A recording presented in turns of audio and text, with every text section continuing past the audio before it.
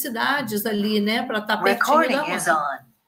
E, na minha opinião, exatamente, quando eu boto a chupeta, eu estou tirando esse bebê da mãe, eu estou terceirizando esse cuidado. Aí eu queria convidar mais alguém da plateia para falar também, complementar as nossas opiniões aqui, as nossas dicas. Posso? Sim. Ok. Então, o que a gente percebe? Primeiro, um mês, cadê o pai? Não está presente. A avó que chega, provavelmente segurando o bebê e controlando toda a situação. Então, você já começa a ver o controle de outras pessoas que não deveriam estar. O pai não está presente e a mãe cede as informações da avó, que vem de uma cultura mais próxima daquele tempo que a gente sabe que a marketing foi pesado, mas foi muito mais pesado. Eu torno a repetir aqui na minha concepção. Eu acho que a consulta do pré-natal deve ser extremamente valorizada. Isso tudo você pode, como não sei quem o colega falou sobre empoderar a mãe, sobre conhecimento. Quanto mais você empodera, mais você também, ela apodera-se de saberes, porque ela pode ir para casa e dizer, não quero isso. Porque você percebe uma total intromissão da avó.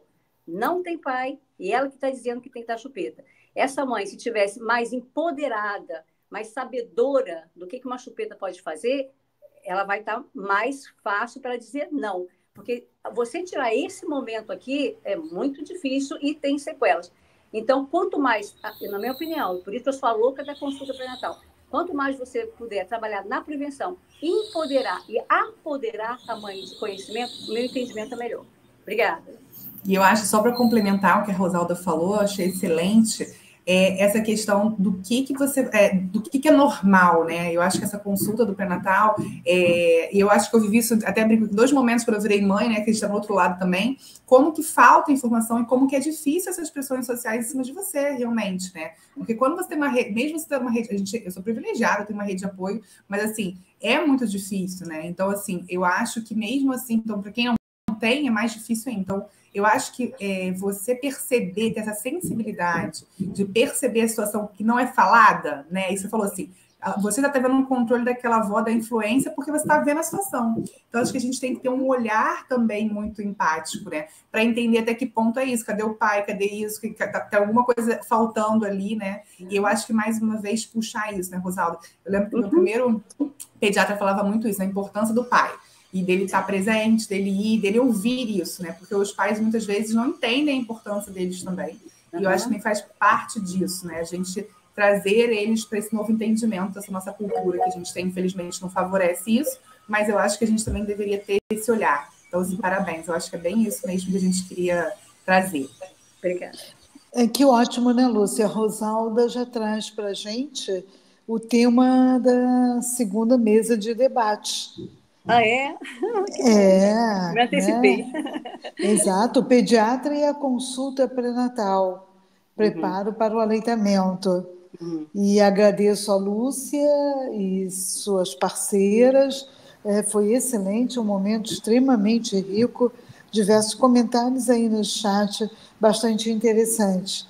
E aproveito aí, pelo adiantar da hora, de chamar o nosso colega José Vicente Vasconcelos, e que traga e apresente as suas colegas participantes para abordar o tema da consulta pré-natal e o preparo para o aleitamento. Zé, com você.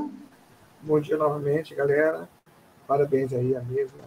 As mesas estão muito interessantes, bastante discussão, bastante participação, é isso que a gente quer realmente. Bom, dando continuidade aqui ao nosso trabalho, vamos iniciar a mesa redonda, o pediatra e a consulta pré-natal, prepara para o aleitamento materno. A nossa mesa vai ser composta pelas pediatras Layara Figueira e Alana Col, a cirurgião dentista Isabela Castrol, a nutricionista Mônica Armada e a psicóloga Eliane Caldas. Como a Carmen já tinha falado anteriormente, o nosso departamento científico ele é multidisciplinar. Isso é muito bom para a gente, enriquece, a gente troca muito, a gente aprende muito. E realmente, cada vez que chegam outras categorias profissionais além do pediatra para trabalhar com o aleitamento materno, todos nós ganhamos, né? As participantes da nossa mesa são todas membros do nosso departamento científico. Então, vamos, adiantar da hora, vamos iniciar logo os nossos trabalhos aqui. E a gente vai fazer realmente uma coisa mais informal, sem apresentação de slide, batendo mais papo mesmo, para deixar a coisa mais descontraída e fluir, e dar espaço para que as pessoas que não estejam na mesa também participar com perguntas, com sugestões, com acréscimo. Eu vou iniciar com a doutora Nayara Figueira, pediatra, fazendo algumas perguntas para ela aqui, e ela vai respondê-las dentro da sua ótica. Zé, você pode falar um pouquinho mais alto? Posso falar mais alto. Deixa eu aumentar aqui o som. Agora está melhor? Está ótimo. Está ótimo. Nayara, por que é importante uma consulta no pré-natal com o pediatra? Pode terminar. Quais são os assuntos abordados nessa consulta? E como conversar sobre aleitamento materno nesta oportunidade? Como é que isso rola para quem já tem uma experiência, que trabalha com isso como você? Primeiro, bom dia a todos. Estou muito feliz de poder participar aqui do nosso evento, né? A discussão até agora foi muito rica. É um assunto que eu gosto muito. Falar, então, de consulta pré-natal, eu acho importantíssimo. Eu acho que a gente tem que batalhar para cada vez mais as pessoas se conscientizarem da importância da consulta. Como a Rosalda disse, eu também sou muito fã de consulta pré-natal e de prevenção. Então, eu espero poder contribuir um pouco, né, a mais com essa discussão aqui, que está maravilhosa nessa manhã, tá? O que a gente conversa na consulta de pré-natal? Primeiro que é um primeiro contato, né, que os pais estão tendo com o pediatra que vai receber o filho deles, né, na sala de parto. A gente atende vários perfis, né, desses pais. O que eu estou achando muito interessante é que está vindo muito profissional médico, então ginecologista, os próprios pediatras estão procurando mais essa consulta de pré-natal, até para troca de conhecimento, para ver o que mudou, o que eles esperam, quais são as expectativas deles, né? E a nossa obrigação é de escutar, acolher e passar as informações mais relevantes, né? Normalmente, o que gira em torno dessa consulta de pré-natal, o que é importante a gente falar, né? Eu acho primeiro a gente vai conversar sobre como está a gestação, né, dessa mãe, desse bebê, conhecer melhor esses pais, conhecer comorbidades da mãe, conhecer todos os exames que já foi feito até então do pré-natal, conhecer um pouco da história familiar, né, do pai dessa mãe, o que está vindo aí de árvore genealógica para a gente, conversar sobre exames laboratoriais, exames de imagem, sobre o que essa mãe, né, como que essa mãe está acompanhando esse pré-natal. E aí, de tudo que a gente conversa, né, das medicações que ela toma, das medicações que ela tomava antes e teve que parar durante a gestação. Eu gosto muito de conversar e conhecer muito dessa mãe para eu ter uma noção do que me espera, né? E do que eu posso esperar também desse bebê, o que eu posso esperar dessa mãe no momento do parto, do puerpério. E quem faz esse grande link, né, dessa consulta de pré-natal dessa mãe para a gente é o obstetra que está encaminhando. Então, o papel do obstetra, da conscientização do obstetra de encaminhar gestantes também e falar da importância dessa consulta de pré-natal é essencial, né? E aí, logo depois que a gente conversa bastante, né, da gestação e tudo que está girando em torno dela, normalmente a gente conversa muito com a mãe sobre as expectativas do parto, né, do nascimento. E como que é o nosso papel do pediatra na sala de parto, como que a gente consegue, então, desde esse momento da consulta de pré-natal com orientações em relação à amamentação, que eu vou falar também um pouco depois, mas de como que é o nosso papel ali na sala de parto, como que a gente vai promover a Golden Hour, né? Como que a gente explica para essa mãe, né, do neném nascendo bem, que ele vai fazer o contato pele a pele imediato, Não existe mais essa história de separar mãe e bebê. Não existe. A gente tem que quebrar isso em todos os protocolos desses hospitais que a gente ainda encontra. O bebê ficando bem, não tem que separar esse bebê da mãe. Então, quando a gente reforça isso na consulta de pré-natal, a sensação que eu tenho é que os pais, eles se sentem muito seguros, mais confortáveis. Eles, né? Porque eu acho que tudo que a gente quer é que o nosso filho fique com a gente, né? Então a gente reforça, né, que um bebê nascendo bem vai ficar o tempo todo com eles. O cuidado é feito, né, no colo da mãe. A gente consegue examinar esse bebê no colo da mãe, deixar ali uma hora, explicar como que, né, o bebê vai evoluindo em termos de nascimento até conseguir amamentar, né? Nem todos vão amamentar na primeira hora efetivamente, mas pelo menos o contato ali com a mama da mãe é extremamente importante. Eu acho que reforçar essa importância, os benefícios que isso pode trazer para a mãe e para o bebê, né? Em termos de evitar o sangramento da mãe, de o bebê tem mais chances de ter sucesso na amamentação quando ele fica em contato ali com a mãe. Reforçar os pontos positivos eu acho muito importante, né? E saber que os pais saberem que vão poder ficar com o filho ali e tendo aquele suporte ali do lado, a gente avisa, a gente não sai ali do lado de vocês, a gente fica ali o tempo todo para qualquer ajuda que vocês precisarem, mas esse momento é de vocês, né? E ali, a partir de então, você já vai falar todos o passo a passo do que vai acontecer com esse bebê a partir do momento que ele nasce, que ele vai para o quarto, que ele recebe a vitamina K. Algumas maternidades fazem a vacina, outras não fazem, né? A gente tem que dar a orientação da pós-alta, de todos os testes de triagem que esse bebê vai fazer, né, durante a estada dele da maternidade, de como que vai ser o suporte da amamentação desse bebê. É importante, né, na consulta de pré-natal, a gente perceber se há ou não algum fator de risco ali, que a gente tem que ficar de olho também nesse bebê durante a maternidade, de como que vai ocorrer a questão da amamentação, como que é o procedimento do banho, dos primeiros cuidados ali, né, das trocas de fralda, dos cuidados com o coto umbilical. Então, tudo isso, eu acho que quando o pai e a mãe recebem e essas informações e são descritas de formas detalhadas, aí eles normalmente vão tirando alguma dúvida que eles tenham e vira um bate-papo e que eles se sentem mais seguros, né? Fala, bom, pelo menos agora eu sei mais ou menos tudo que pode acontecer e está aberto, né, a essa troca, a criar esse vínculo com o pediatra logo antes do nascimento, porque antigamente o que acontecia era a mãe fazia o pré-natal e só na hora do parto você chegava lá e se apresentava, né? Alguns iam antes no quarto da mãe para se apresentar, outros chegavam só lá na hora mesmo do nascimento e se apresentava só na hora, e ali aquele vínculo e aquele o primeiro contato acontecia só na hora. Então, eu acho que quando a gente consegue estabelecer um vínculo antes, a mãe e o pai, eles chegam mais seguros e mais confiantes, se sentem mais acolhidos, né? Em termos de como eu vou receber o meu bebê e como eu vou estar cercado de pessoas em quem eu confio.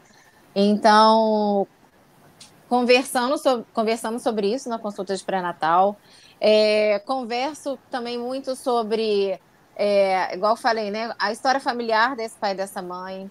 Converso sobre o período de licença maternidade, paternidade, como que isso vai se dar, né, da importância do tempo junto, né, com o filho. A gente conversa muito também sobre, infelizmente, aqui no Brasil, a licença paternidade ainda ser tão drasticamente diferente da mãe. E como a questão da pandemia, que veio com muitos fatores negativos, mas uma das coisas que vieram positivamente, que eu pude perceber, é a presença masculina do pai nos cuidados com o bebê. Ele ficou mais junto dessa mãe, muitas vezes por conta do home office, tá? E a rede de apoio, né? Da importância da rede de apoio. E se formos falar de rede de apoio agora, eu não sei se é agora, José Vicente, ou se tem mais alguma pergunta para a gente também dar sequência aí, para a gente falar um pouquinho de rede de apoio.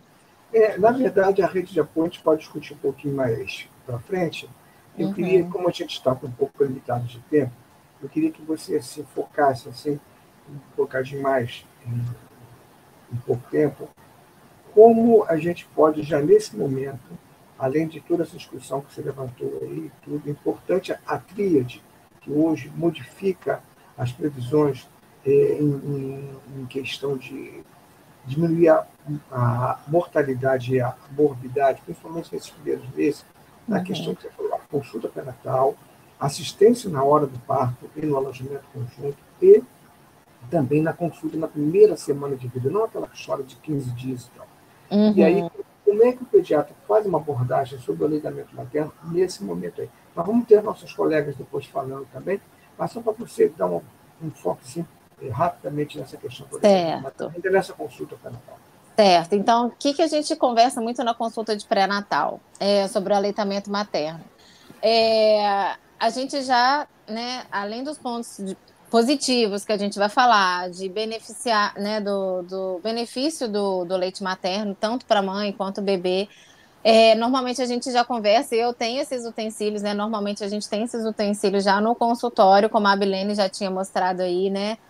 De como que a gente pode oferecer o leite materno caso aconteça alguma coisa, em falar em massagem, em ordenha, de colher dosadora, de utensílios que não sejam bico-artificiais. Então, assim, normalmente a gente, como pediatra, né, e outros profissionais que também fazem consulta de pré-natal, a gente colocar já para os pais sobre a importância de não termos nenhum bico artificial nesse primeiro momento da amamentação, porque a gente sabe que vai ter confusão de bico, né?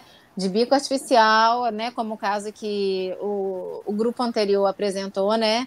Com o mamilo da mãe, né? O mamilo. Enfim, a gente conversa muito sobre isso na consulta de pré-natal. Muitas das vezes os pais já chegam com esse questionamento, já chegam com uma informação prévia.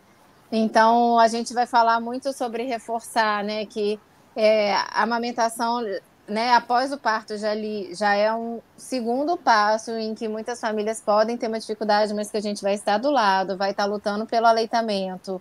A gente tem profissionais que trabalham junto com a gente para tudo que elas precisarem. Então, em termos assim de amamentação, a gente acompanha esse bebê na maternidade.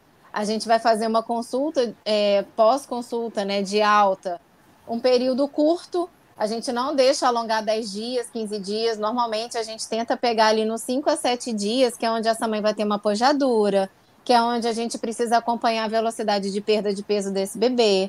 A gente passa orientações para a mãe quando ela vai de alta, né? Eu acho que eu reforço muito a questão da hidratação do bebê, em termos de orientar sobre o bebê hidratado e o bebê, e também a proteção do aleitamento materno. Como a gente vai incentivar esse aleitamento, a mãe tem muitas dúvidas, como eu vou saber que ele está mamando? Vamos observar as fraldas, o comportamento do bebê. Então, assim, a gente vai ver isso na primeira consulta, que vai ser logo depois da alta. Não tem que ter um espaço grande entre a alta e a consulta. Normalmente eu faço uma consulta, a gente faz uma consulta de retorno na semana seguinte, para acompanhar também, né, se ganho de peso, como que está o aleitamento, se a mãe está tendo alguma dificuldade ou não. E depois, né, se precisar, a gente faz essa consulta semanal até o primeiro mês. E aí vai depender né, caso a caso, como que a gente vai poder manejar e ajudar essa mãe ali em questão do aleitamento. Quando a gente vê que a mãe precisa, eu acho que a gente tem que trazer essa mãe para junto da gente, né? E ela tem que se sentir acolhida. Então, a gente vai fazer consultas mais frequentes. Quando a gente vê que a mãe está se sentindo um pouco mais segura, né? Eu deixo meu telefone muito acessível a elas. Eu acho que a mãe ela tem que estar junto, né? Tem alguma coisa aí? Perfeito. Deu alguma interferência aí? Ô, Nayara, quero agradecer a tua contribuição. Fica atenta aí. Que obrigada, pode deixar. E vou convidar agora a Alana também, que é pediatra, e ela vai falar também, de uma maneira objetiva, sobre a hora de ouro. O que é isso? E se isso é realmente importante para a amamentação. E vou fazer aqui uma pergunta que as mães às vezes fazem nessa consulta pré-natal. Ela pergunta assim: será que eu preciso comprar algum material por exemplo, concha, bico de silicone, bomba de extração de leite, para essa gestante se preparar para a gestação? E também se existe a necessidade de fazer algum preparo prévio na mama antes do neném nascer. Mariana, é com você. Olá, é um prazer estar aqui junto com vocês nesse evento que está tão bonito. E então vamos lá. Na questão da hora, né, de ouro, então é um papel muito importante do pediatra, é ele que vai estar ali conseguindo realmente lutar por esse direito dessa criança e dessa mulher. E o que é importante a gente lembrar é que todos têm esse direito. Então não é porque o bebê é prematuro que ele não tem esse direito de ficar junto com a mãe, né? Claro que se ele tem acima de 34 semanas, e como a Nayara falou, se ele tem boas condições, assim como se a mãe tiver boas condições de ficar com esse bebê grudado com ela, né? Pelo menos durante essa 1 hora ou mais. A gente lembra que esse é um momento tão esperado para essa paciente, que ela vai ver o bebê pela primeira vez, o rostinho, tocar, sentir. Então, só por essa questão emocional, o quanto isso é rico. E aí, se a gente for passar para a parte de fisiologia, para essa mãe, a gente relembrar os benefícios atrelados, como a gente consegue ter uma menor incidência de sangramento intraútero por conta da liberação de ocitocina, quando esse bebê está sugando o seio materno. A gente tem alguns estudos que mostram que a ocitocina liberada diminui o estresse e parece essa relação para essa mulher ter uma menor incidência de depressão pós-parto. Para o bebê, a gente consegue estabilizar melhor a temperatura, consequentemente estabilizar melhor a frequência respiratória e frequência cardíaca. E assim, a gente consegue manter essa relação mãe e bebê mais próxima. O ideal seria que a gente tentasse botar esse bebê para sugar, claro, depois que o bebê já tiver condições, né? Às vezes, nesses primeiros minutinhos do nascimento, o bebê ainda está adaptando frequência respiratória, e aí a gente precisa dar um tempinho para o bebê se adaptar, e assim que ele tiver condições, ele vem para fazer uma tentativa de sucção. O que eu acho que também é legal a gente lembrar nesse momento é que a gente não tem que botar o bebê para sugar a qualquer custo. O importante é ele estar ali acolhido, sentindo, em contato pele a pele, em contato com essa mama, com essa areola, e que nem sempre o bebê vai querer mamar a qualquer custo, né, nesse momento. Então, às vezes, o que é importante para a gente é respeitar o tempo, dar essa oportunidade, e se for possível, o bebê mama. O que eu vejo muito na prática é que às vezes o bebê não mama nesses primeiros 30 minutos, mas vai mamar ali às vezes com 45, 50 minutos desse contato. E aí o que é muito falado nesse momento, né, nessa hora de ouro, é que o benefício é muito a longo prazo, porque nesse primeiro momento ele está mais acordado, está com uma vontade de sugar mais importante, e logo nas próximas horas ele vai entrar no momento de sonolência. Então é importante a gente intensificar essa tentativa, né, de botar o bebê para sugar, se alimentar um pouco melhor. A gente previne hipoglicemia. Então, a hora de ouro é para lembrar muito desses aspectos. Lembrar também da lactogênese 2, né, que é ali que a gente vai estar conseguindo estimular para essa descida do leite acontecer de forma efetiva. Então, para isso acontecer, a gente precisa que o bebê esteja mamando nesse primeiro momento. Perfeito. Isso é muito importante, esse primeiro contato. O bebê não manda ainda na sala de parto, e às vezes você não consegue ver, mas esse contato pele é muito importante. E a questão dessa na consulta pré-natal ainda, dessa gestante está perguntando se precisa comprar algum acessório, como concha, bico de silicone, tudo, e também se precisa ela fazer algum procedimento na mama antes do nascimento. Sim, só vou puxar uma sardinha aqui para o lado do banco de leite, e rede banco de leite, né, uma rede tão importante, e aí a gente não orienta nenhum tipo de preparo da mama. O que a gente orienta é o empoderamento dessa mulher, de dar apoio, que mesmo ela tendo um mamilo que vai ser plano, ela vai conseguir amamentar. Às vezes, nesse primeiro momento, é um pouquinho mais difícil, mas às vezes a gente precisa de ajuda, por exemplo, do copo, para o bebê, dar um tempo para o bebê fazer uma abertura maior de boca, mas que isso não é um impeditivo de forma nenhuma para essa mulher amamentar. Então, preparo da mama a gente não recomenda que passe bucha, como é uma recomendação bem antiga. Então, esse é o nosso ponto de vista. E já em relação a artifícios, né, de adornos, o que a gente precisaria na amamentação, a gente também não indica o uso de concha por conta do risco de fungo, por conta do risco de fazer um garrote nessa areola. Então, a gente não recomenda que a mulher faça já a aquisição desse adorno, assim como o bico de silicone, que a gente sabe que pode prejudicar muito a pega, o ganho de peso desse bebê. Um dos adornos que é recomendado seria uma almofada de amamentação, por exemplo, mas que como a gente lida muitas vezes com pacientes que não teriam condições, uma estratégia boa é a gente lembrar de pegar um edredom, enrolar ele e colocar ele como uma forma de sustentação, né, aparecendo uma almofada de amamentação, que às vezes nesse primeiro momento ajuda muito, até apoio, uma mãe que está adaptando ainda, de aprender a segurar o bebê. Então, esse seria um adorno que poderia ser mais útil. E sobre bomba, eu acho que não é uma coisa que é necessária a todas as mães, é um utensílio super caro e que hoje a gente tem outras possibilidades, como aluguel, pegar emprestado. Algumas mães têm muito mais benefício de fazer essa ordenha manual, como a Mônica e a Conceição mostraram muito bem, e não vão precisar de bomba. Então, eu acho que a Leambra virou uma indústria muito grande, né, de ter que comprar e se preparar de uma forma muito intensa, financeiramente, né, para amamentar, que é uma coisa tão simples e natural. Claro que precisa de ajuda, mas eu acho que esses adornos, quando a gente influencia de uma maneira tão importante, muitas vezes tem negativo nesse processo. Tá certo. Agradeço muito a tua exposição aí. Fica atento aí que pode sempre surgir perguntas, a gente volta a perguntar a sua abordagem. A família se sentir acolhida nessa consulta pré-natal é muito, muito, muito importante mesmo. Vamos agora fazer uma perguntinha para a doutora Isabela Cachilhol, que é a nossa cirurgião dentista.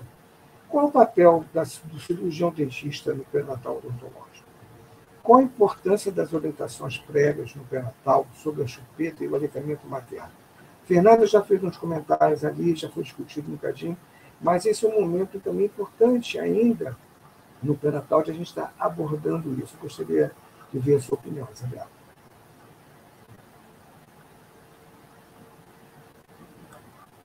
Alô, Isabela? Alô?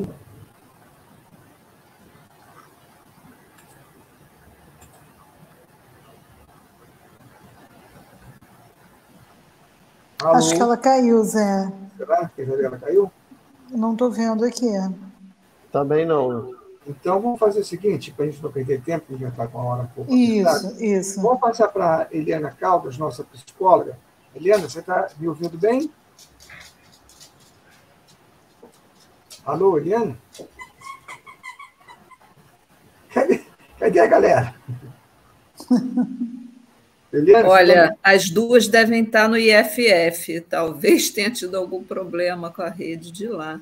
Eliana também estava no IFF. Ela estava aqui presente. Aqui não está aparecendo também, não, doutor. Então, vamos fazer o seguinte. Vamos passar para a nossa querida Mônica Armada. Eliana tem que abrir só o microfone dela está fechado.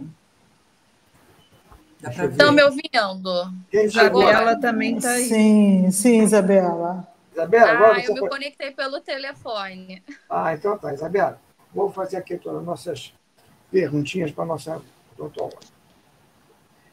Apesar da Fernanda já ter feito uma abordagem sobre a chupeta, eu acho que esse momento no pré-natal é muito importante. Então, eu queria que você me falasse um pouquinho do papel do cirurgião dentista no pré-natal odontológico e qual a importância das orientações prévias no pré-natal sobre chupeta e aleitamento materno. A Fernanda já falou um pouquinho, mas assim, você vê que as pessoas já fazem um kit para o neném nascer e já incluem chupeta de várias cores para combinar com a rotina.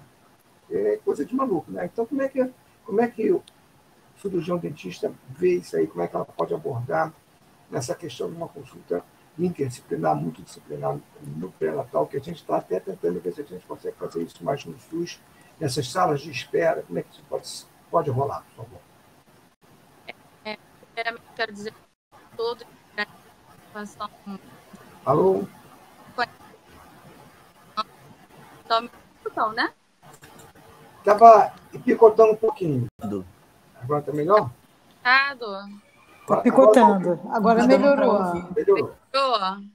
Perfeito. Melhorou. Agradecer por estar participando dessa manhã tão incrível, de tanta troca de conhecimento. E, infelizmente, ainda existe uma crença popular muito grande em relação a uma intervenção ou um tratamento odontológico durante a gestação, né? E, infelizmente, isso gera uma insegurança para a gestante muito grande de procurar essa parte do cirurgião dentista com enfoque na equipe multidisciplinar, né? Nós sabemos a importância da inserção do pré-natal odontológico justamente por causa dessas orientações, da gente reforçar essas mães, pequenos detalhes que fazem grandes diferenças do futuro, né? Até o Ministério da Saúde, ele já inseriu o dentista nessa equipe do pré-natal. E esse um ponto assim enfatizar muito grande quando a gente aborda pré-natal em todas as equipes, em qualquer disciplinaridade, é a questão de, nesse momento, a mulher está mais receptiva a receber qualquer orientação, seja pelo dentista, seja pelo pediatra, seja pelo nutricionista. Então, é nessa hora que nós, como profissionais, temos que atuar, né? É aproveitar dessa receptividade, é aproveitar desse momento para a gente realmente enfatizar a questão do aleitamento materno. Nós sabemos que nessa questão do pré-natal envolve muitas alterações hormonais e isso acaba influenciando muito em cavidade oral. Através dessas alterações hormonais, a gente pode ter agravamentos de situações como doença periodontal, que é uma doença que envolve múltiplas bactérias na cavidade oral e que isso pode surtir consequências até ao longo desse período gestacional. Algumas orientações, como o consumo de açúcar excessivo. Nós sabemos que na 6ª semana de vida intrauterina, a gente começa a formação do paladar, né? As células gustativas vão começar a ser formadas. Então, a mãe receber essa orientação do consumo de açúcar vai além de eu visar uma cavidade oral. Ela visa também a questão ali de toda a adaptação do feto, visando que até mesmo após o nascimento, isso acaba protegendo a criança de uma seletividade alimentar. Nós sabemos também, alguns estudos já nos norteiam, nos direcionam a questão de já terem encontrado alguns micro-organismos patológicos da cavidade oral no cordão umbilical, como o Streptococcus mutans, que é um micro-organismo totalmente patógeno da cárie dentária. Então, a inserção do cirurgião dentista nessa equipe do pré-natal ela é extremamente importante para a gente visar essas orientações. Nós sabemos também que, além dos inúmeros benefícios do aleitamento materno, nós sabemos que, como participante principal da sucção e da deglutição, a gente vai ter o desenvolvimento do nosso sistema estomatognático, no sistema nosso fonoaudiculatório, no nosso sistema oromuscular. Através dessa amamentação, a gente vai ter todo esse desenvolvimento. Então, quando a gente aborda também, como a Fernanda já falou, já norteou muito bem essa questão da chupeta, vai além, né? Ela traz consequências gravíssimas para a cavidade oral, né? E a orientação, ela é a base do sucesso para qualquer tratamento no que aborda a questão da saúde. Então, a gente tem que partir do momento o uso da chupeta realmente... Isabela, seu som está picotando, querida. Está picotando ainda? Sim, agora melhorou. Melhorou? Agora sim.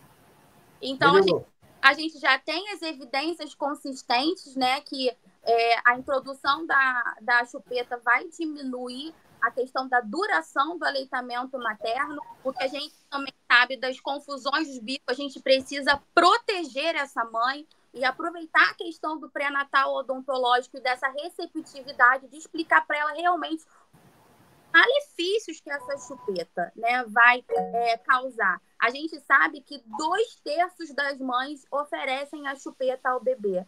Então, nós, como profissionais de saúde, precisamos fazer realmente essa proteção. Entender primordialmente, seja o dentista, seja o pediatra ou nutricionista, quando essa chupeta, ela realmente, Vocês estão me ouvindo? Estou ouvindo, estamos ouvindo.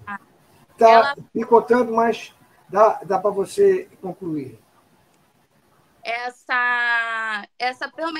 Qual é a percepção dessa mãe da introdução da chupeta, né?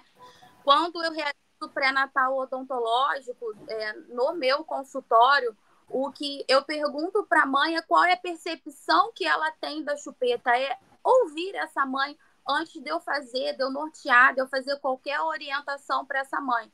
Porque nós sabemos também que a chupeta, ela pode estar interligada com a recusa do peito, com as frequências da mamada, com a produção láctea e principalmente com o temperamento emocional, né?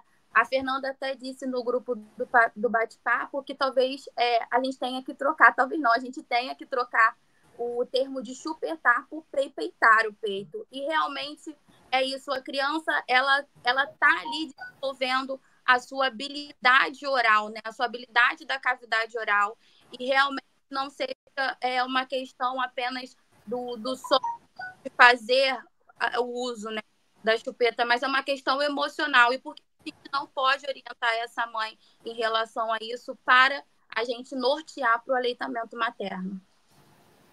Tá certo. Muito bom, Eva. Obrigado pela sua contribuição aí. E fica aí que a gente vai continuar conversando agora. Eliane, você já está me ouvindo bem? Você está escutando bem a gente? Eu acho que Eliane... Estou. Ah, tá, ótimo. Eu voltei a ouvir. Vocês estão me ouvindo? Agora estamos ouvindo, Eliane. Então, sim, doutora, pode prosseguir. Eliane, tudo bem? Eliane é nossa psicóloga. Tudo. Vamos aproveitar um bocadinho, tirar uma casquinha aí dessa nossa equipe interdisciplinar aí. Como é que a equipe multiprofissional pode apoiar o aleitamento materno numa consulta pré-natal, assim, de uma maneira geral? E como é que você aborda numa consulta com a gestante essa questão do bebê imaginário e do bebê real? Que realmente isso é uma coisa que, às vezes, na gestação, essas mulheres já trazem uma certa dúvida, uma certa insegurança, um certo conflito. Como é que você costuma abordar esse assunto? Bem, primeiro, assim, eu quero agradecer o convite de estar participando desse evento. Acho que é um evento ímpar, muitas informações boas desde o início da manhã. E eu acho que é disso que a gente está falando também, né, de uma equipe multiprofissional, que eu acho que é muito mais até do que multi, é um eixo da transdisciplinaridade que a amamentação faz acontecer efetivamente, né? E aí, quando você me pergunta sobre essa equipe, eu vejo que na equipe, a equipe ela é muito mais do que 1 mais 1, né? Nós estamos falando de uma gestante, de uma família, de um social, que vem até nós, chega até a nós num momento muito singular da sua vida. E nós, profissionais de saúde, também conseguindo fazer desse momento singular uma escuta singular, tanto para essa família quanto entre nós, ganho para todos. Então, eu vejo esse eixo disciplinar e essa equipe, uma equipe bem alinhada. Hoje a gente falou que é um bom obstetra, junto com um pediatra, junto com a enfermagem, junto com a fono, junto com a nutrição, né? E vai, nós conseguiremos certamente apoiar muito mais o bebê. E pensando nesse bebê imaginário, eu até volto mais para isso, mas pensando nesse bebê imaginário, esse bebê não é só o bebê que é imaginário. A mãe também é uma mãe imaginária antes do filho nascer. A família também é uma família imaginária antes desse bebê nascer. E a própria equipe, os próprios profissionais, eles também são imaginários. Por quê? Quando a gente escuta o bebê, esse bebê é singular. Então, por mais que a gente estude, por mais que tenha livros, conhecimentos, feitos, cada um bebê estava lá no livro. Eliane, está te cortando um bocadinho. Tenta falar mais próximo do seu microfone. Você está no celular ou está no computador? Eu estou no celular. Será que com fone fica pior? Eu tirei o fone na hora que a... Agora melhorou. Agora estamos ouvindo você melhor. Melhorou? Melhorou. Vamos ver se melhorou? Melhorou. Então, tá. Quer que eu repita, fale alguma coisa? Não, só dando continuidade. Pode seguir? Pode seguir. Isso. Então, para que a gente possa pensar no nosso fazer, junto, né, com todo essa família, esse social que está em volta da gente. A gente falou sobre a questão da amamentação. Deu interferência? Está dando interferência? Pode continuar, doutora. A gente falou... É outro aparelho? Tá.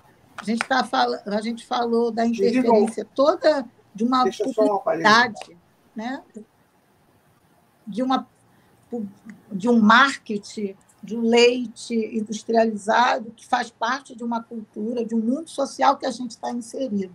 Então, na hora que a gente vai atender essa mãe, a gente também tem que lembrar que nós participamos dessa cultura e que nós também temos reflexos dessa cultura, por mais que a gente esteja se opondo a ela, mas a gente se opõe a algo que também faz parte de nós.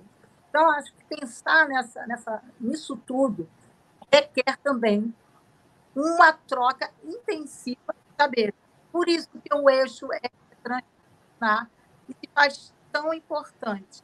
E aí, quando a gente fala assim da riqueza da consulta do pré-natal, é porque também é nesse momento que a gente pode criar um vínculo com essa família para que, no momento que chegue o puerpério, porque que esse bebê deixe de ser o bebê imaginário e passe a ser um bebê real, e as dificuldades vão aparecer, porque por mais que a gente fale das informações, dê boas informações para essa família, na hora que o bebê nasce, não é isso que vai vir à tona, vai vir muito mais à tona a dificuldade para resolver aquele problema que eles estão passando ali. E aí eles vão ter que lembrar que eles têm uma rede de apoio e que nós, profissionais de saúde, também estamos do lado deles. Porque, às vezes, as mães dizem assim, não vou ligar agora não. Depois isso passa. O peito está machucado agora, mas é assim mesmo, depois passa. Aí ela chega para a gente 15 dias depois, com uma fissura enorme, com a dor, com o sofrimento que ela não precisava ter passado se a gente tivesse falado para ela, aconteceu alguma coisa, não tem dúvida que é boba. Não tem, é só você ficar, não fica com a sensação de, não, eu não vou falar isso. Não, isso vai passar, isso eu vou resolver. E quando vai resolver, a mulher já sentiu tanta dor, já passou por situações que ela não precisava estabelecer essa amamentação num momento muito difícil para todos. Não é só para mulher. O Igor fala da preocupação materno-primária, que é o que é dado que fica dias antes do parto e semanas pós-parto. Mas modifica tudo ali, se a gente pensar. Mesmo a mãe que já não é... né? Mas modifica, porque a família era de um filho passando 2, como é que essa mãe vai dar? A insegurança bate, a culpa, Bárbara. Como é que você trabalha com a culpa? Eu realmente falo para a mãe que a culpa só serve para paralisar o processo. E uma coisa bonita que Freud deixou e que às vezes foi mal interpretado é que a mãe sempre vai errar. E é no momento que a mãe erra que o bebê se constitui como sujeito. Olha que bonito, é naquilo que eu falto, é naquilo que eu erro, que a minha criança vai existir como sujeito. Não é na minha perfeição. E muitas vezes a mulher fica buscando uma perfeição, um controle excessivo, e ela só faz sofrer. E acha que a responsabilidade é só dela. Então a gente tem que, talvez, compartilhar entre nós e com a família também. A amamentação é uma responsabilidade de todos, de formação, de educação, e é de todos, e é um contínuo, é um processo. O parto é um momento, mas a amamentação ela é um contínuo. A gente preconiza 6 meses de aleitamento materno exclusivo. O bebê da primeira semana é diferente do bebê de 15 dias, que é diferente do bebê de 1 mês, que é diferente do de 4 e do de 6. Olha só quantas coisas acontecem antes desse processo. E se a gente não estiver aberto, a gente não vai conseguir acolher essa mãe, esse bebê, essa família. Acho que tá bom, né, por aqui? Tá bom, poxa. Não, tá bom, é isso aí. Muito bom esse seu olhar, né? O olhar do pessoal de saúde mental é muito interessante, que vê com outros olhos e traz para a gente, acrescenta para a gente, soma ao nosso conhecimento que vocês trazem de diferente e que faz uma diferença no nosso atendimento. A gente consegue enxergar de uma outra maneira através do olhar de vocês. Muito obrigado, Helene, pela sua contribuição aí. E eu vou agora conversar com a Mônica um bocadinho, que o nosso tempo está acabando. Está por aí, Mônica? Oi, estou aqui. Tudo bem? Olá, pessoal, voltei. Tudo bem. Olha só. Oi. Quais são os cuidados nutricionais, assim, orientações gerais nesse nosso bate-papo, para todos as gestantes? Quer dizer, qual é o olhar do nutricionista sobre essa gestante? E uma outra questão já foi até colocado aqui, uma pergunta da mãe que é muito comum também no consultório. Se eu tiver que sair e deixar o meu bebê com uma outra pessoa, com outro cuidador, enquanto eu vou fazer alguma atividade, tudo, como é que eu posso guardar o leite? Você já deu um show lá, já mostrou assim, na hora que caiu a internet da Milene, foi ótimo que você também entrou, e parece que até que estava combinado, mas não estava nada combinado, não. De outra maneira, só um olhar ainda no pré-natal sobre essas questões. E os cuidados também nutricionais com essa gestante. Como é que isso pode, no final, melhorar essa questão que a gente tem sucesso no aleitamento materno? Então, bem, bom dia a todos novamente, agradecendo essa possibilidade de estar aqui com vocês e fazer parte desse grupo tão bacana, que a gente está aprendendo tanto. E, assim, vocês estão me ouvindo bem? Estamos ouvindo bem. Show.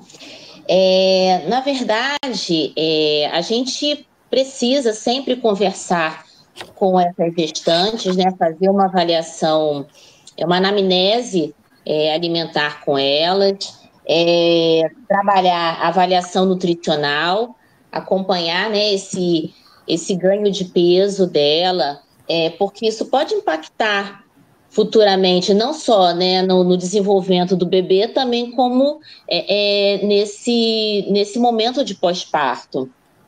E nessa anamnese alimentar, a gente procura identificar questões como o fracionamento da dieta, a ingestão dos alimentos, e aí impactando na questão também dos nutrientes, da ingestão dos nutrientes, o tipo de preparação que elas costumam fazer, ou que alguém costuma fazer para ela, a rede de apoio costuma fazer, né? Então, justamente para evitar que a gente tenha alimentos muito gordurosos, que possam impactar nesse ganho de peso e nessa digestão, porque muitas vezes elas podem ter enjoos, vômitos, podem ter também azia.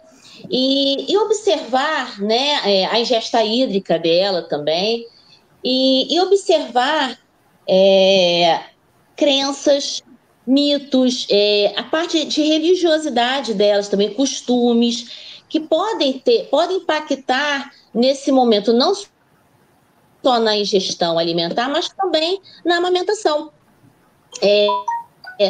E a gente tem algumas mulheres que têm desejo de comer substâncias que não são nutrientes, né? Não têm nutrientes, como que a gente chama de picamalácia. Então, isso pode impactar no desenvolvimento do bebê e também na amamentação. E a gente também, nesse momento, ao conversar com ela sobre a amamentação propriamente dita, a gente faz o exame das mamas, não para um preparo, né, como já foi falado, mas também para tentar entender se ela tem algum tipo de mito, alguma crença que possa impactar também nessa futura amamentação. Às vezes nós temos casos aqui no hospital de mulheres utilizando piercing e que às vezes precisam, né, precisam retirados para poder já no futuro a gente trabalhar com essa amamentação.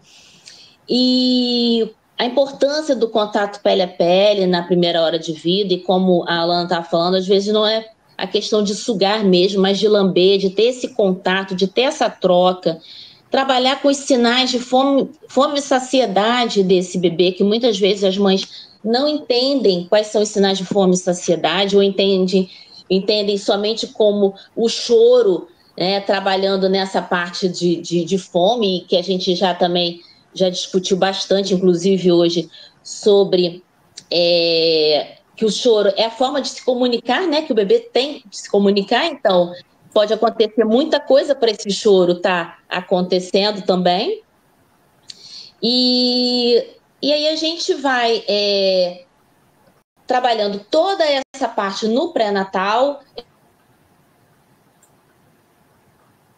Alô? Voltei, eu fui silenciada. Voltei.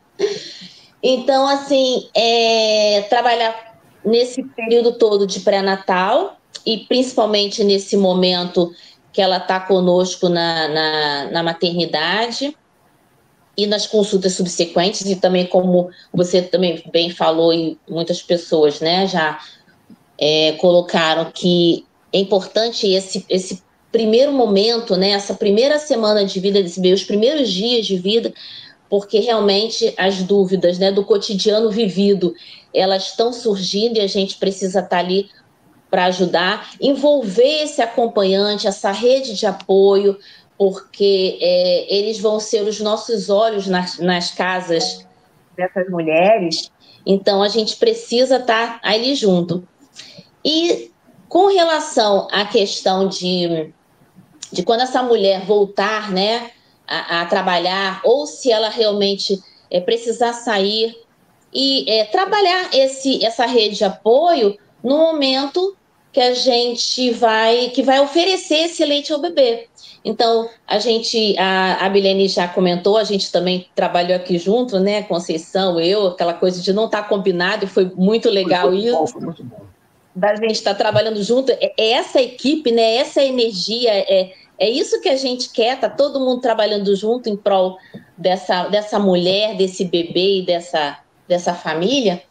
Então, a gente faz, então, dessas orientações de paramentação, de higiene, e orientar essa massagem, essa ordenha, como acondicionar esse leite, então ela saber que esse leite pode ser congelado durante 15 dias, esse leite depois de descongelado, ele só dura 12 horas na primeira prateleira da geladeira, então a gente não deve colocar na porta, não deve colocar em outro, né, local, e que ele esteja na primeira prateleira mesmo da geladeira. E o ideal é que realmente esse leite seja acondicionado em pequenas porções, em porções que o bebê vá receber e ficar saciado, para que a gente não tenha desperdício, né? Para que esse leite possa ser ofertado de acordo com a necessidade do bebê. E, óbvio, né, a gente trabalhar a questão dos utensílios como copo, colher, e posturar esse bebê de forma que elas sempre reclamam muito, né? Elas ficam muito com medo da criança engasgar, e aí então a gente treinar esse cuidador para que com a postura, com a forma certa de organizar esse bebê, nossa, ele consegue muito bem, tanto é que os nossos prematuros, eles conseguem receber muito bem esse leite, né? Através de copinho e de colher. Os bebês são muito espertos, né? Eles são bobinhos. Exatamente, a gente subestima esses bebês, né? Então, assim, tem como a gente trabalhar assim, trabalhar esse cuidador e, bem, era isso que eu tinha para contribuir, até pelo adiantar do tempo, né? Então, estou aqui à disposição. Eu te agradeço muito aí a sua contribuição. A Lúcia pediu aí, levantou a mão, quer falar, Lúcia? Diga lá. Cadê você, Lúcia? Se ela puder responder rapidamente, mães veganas, orientação no pré-natal e durante o tempo de amamentação. Com você, Mônica. Oi, Lúcia. Então, na verdade, a gente tem o acompanhamento dessas mulheres e provavelmente só o que a gente precisa fazer é uma suplementação de vitamina B12, tá? Uma suplementação oral mesmo e assim, a gente vai fazer um plano alimentar para que possa atender todos os nutrientes, respeitando o hábito dela, mas não tem impacto nenhum, tá, em relação à composição do leite. O leite dela continua sendo super forte, super importante, tá? Até para a doação mesmo de leite, não teria problema nenhum, tá bom? Tá ótimo, obrigada. Obrigada a você. Carmen, como é que nós estamos aí de horário? Tem mais espaço para perguntas, comentários? Pode seguir, Dan. Está aberto aí para quem quiser fazer algum comentário. Sérgio Arino querendo falar, dê a palavra a ele. Seja bem-vindo, Sérgio, tudo bem? Cadê você?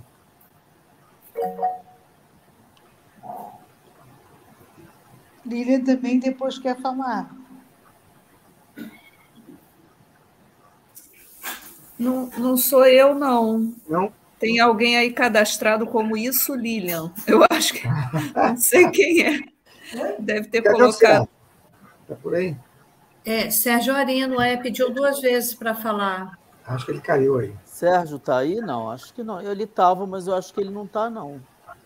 A gente chegou, realmente, essa mesa foi um pouco diferente das outras, a gente deixou a coisa feita bate-papo, correr solto mesmo aqui, para ser realmente uma coisa mais informal e dar espaço para todo mundo estar comentando e falando aí. Eu acho que o que fica assim, de muito importante é que essa consulta pré-natal não é uma consulta simples, uma consulta rápida, é uma consulta de acolhimento, em que a família chega com suas dúvidas, suas ansiedades, e nós, que estamos trabalhando na consulta pré-natal, temos que estar preparados para isso aí. Não é só a parte técnica de ver se tomou a vacina que tem que tomar durante a gestação, ver se os exames de imagens, os exames de sangue estão tudo normal. Tudo. É uma abordagem mais ampla, dar um acolhimento para essa família. Isso que é muito importante, é uma consulta extremamente importante hoje, já reconhecida pela Agência Nacional de Saúde Suplementar, que infelizmente ainda não é muito divulgado, que a gente tem que trabalhar nos nossos hospitais públicos, ter um acolhimento do SUS. Nayara, quer falar? Fala aí. Quero. Eu acho assim, de tudo que a gente falou, eu acho que tem que ficar uma coisa muito importante, que é o que a gente vê na nossa prática, que é falar sobre a Golden Hour no pré-natal e fazer a Golden Hour, porque assim, em todos os locais que a gente trabalha, que a gente vê assim como muda a percepção da mãe depois que ela faz a Golden Hour, assim, como que, assim, faz toda a diferença quando a gente faz uma boa Golden Hour. E o que a gente vê ainda, né? Eu trabalho tanto no hospital público hoje, eu estou até no Gafreguili, quanto em hospital privado. Como isso é importante para essa mãe, assim, esse primeiro contato com o seu bebê. O pai, né, ali também no primeiro momento, né? Porque são 9 meses em que a mãe gesta e o pai fica com uma sensação, né? Tem um amor, mas ainda é um amor abstrato. E, assim, ali que é o imprinting que a gente fala, né? Que realmente quando o pai vê o seu filho, sua filha, é quando, né, assim, o vínculo vai lá em cima e a mãe, muitas das vezes, também começa a construir um maior vínculo ali naquele momento. Então, assim, eu acho que nosso papel é lutar pela Golden Hour. A gente, né, lida com residentes, com tudo isso. Então, assim, é conscientizar as pessoas de fazerem Golden Hour. Eu acho que faz toda a diferença na amamentação, toda a diferença.